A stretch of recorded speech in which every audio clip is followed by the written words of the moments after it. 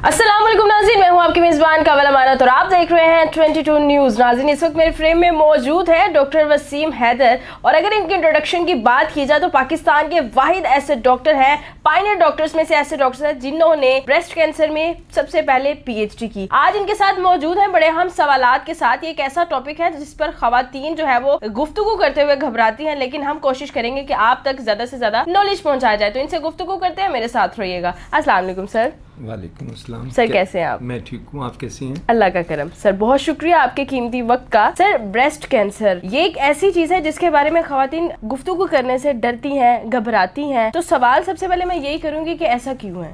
देखिए, एक तो मजहबी इसको आप नुक्ता नज़र से देखें तो उसके भी एक पर्दादारी आ जाती है, बिल्कुल। और दूसरा सबसे अहम बात ये बनती है कि खवातीन मोस्टली हमारे मुल्क में या दूसरे ममालिक मुस्लिम ममालिक में वो चाहती हैं कि इसके लिए भी एक खवातीन डॉक्टर हों, बिल्कुल। लेकिन चूंकि अब ये ऐसा शोबा है कि इसके लिए अब हमारे पास अभी तक तो इतनी एक्सपर्ट खवातीन शायद मौजूद ना हो, तो चूंकि मैंने तो इस पे कोई 15 से 20 साल तक गंगाराम हॉस्पिटल में प्रोफेसर खालिदा उस्मानी के साथ काम किया जी। तो मैंने वहां से ये सीखा। उस अरसे में हमने तकरीबन कोई 2 लाख से ज्यादा खवातीन का मुआयना किया और सर्जरीज की, मेजर सर्जरीज की, जो इस बात का था कि ये चीज हमारी खवातीन में और ये जो ना इसको हमें दूर करना है, बिल्कुल ऐसे है। और इसके लिए सबसे जरूरी जो बात मैं समझता हूँ वो पब्लिक आगाही है।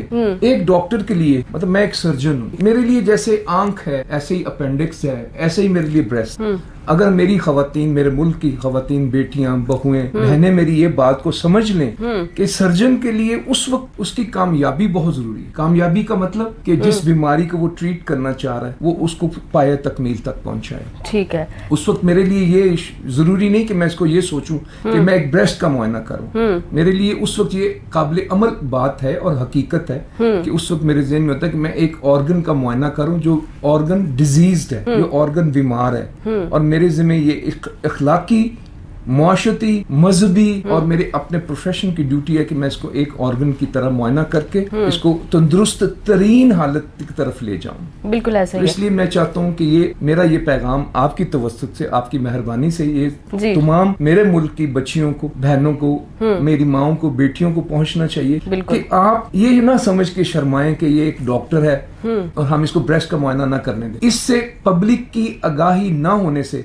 हमारे मुल्क में ब्रेस्ट कैंसर की शरह 36.14% तक पहुंच चुकी है, जो बहुत ज्यादा है। गोया कि अगर इसको मैं लिमिट करूं तो ये ऐसा होगा कि हर 3 में से 1 खातून को ब्रेस्ट कैंसर होने का डर है। सर, आपने इसमें शर्म वाला एलिमेंट कहा कि खवातीन जो है वो शर्म वाले एलिमेंट की वजह से डिस्कस नहीं कर पाती हैं, मजीद प्रोसीड नहीं कर पाती हैं, इलाज की तरफ नहीं आती, तशखीस की तरफ नहीं आती। तो अब सवाल यहाँ पर ये है कि इस शर्म वाले एलिमेंट को सिर्फ इतनी बातों से तो नहीं दूर किया जा सकता कि हम मेल हैं या फीमेल हैं तो हम अच्छे से आपका मुआयना करेंगे, because male and female doctor तो डॉक्टर होता है। बट द थिंग इज कि हम ऐसी कौन सी अवेयरनेस को लेके, ऐसी क्या उन्हें चीजों की जरूरत है, बातों की जरूरत है, आगाही की जरूरत है कि वो इस शर्म के एलिमेंट को थोड़ा मिनिमाइज करें और अपनी प्रॉब्लम्स को खुलकर डिस्कस करें? जी, बड़ा अच्छा सवाल किया आपने। इसका तो बड़ा अहम सवाल समझते हुए मैं इसका जवाब ये देना चाहूंगा कि हमने ये एक तरीका बनाया जब हम गंगाराम में मैं था कि हम खवातीन को एक नर्स की मौजूदगी में या उनके किसी खवातीन रिश्तेदार की मौजूदगी में हम उसका मुआयना जिसके साथ वो कंफर्टेबल है, इससे वो कंफर्टेबल फील करती हैं। और देखिए, सबसे अहम बात हमारे मेडिकल प्रोफेशन में, एथिक्स में ये कहा जाता है कि जो चीज आप अपने पेशेंट से डिस्कस करें उसको आप डिस्क्लोज नहीं कर सकते। बिल्कुल। इसलिए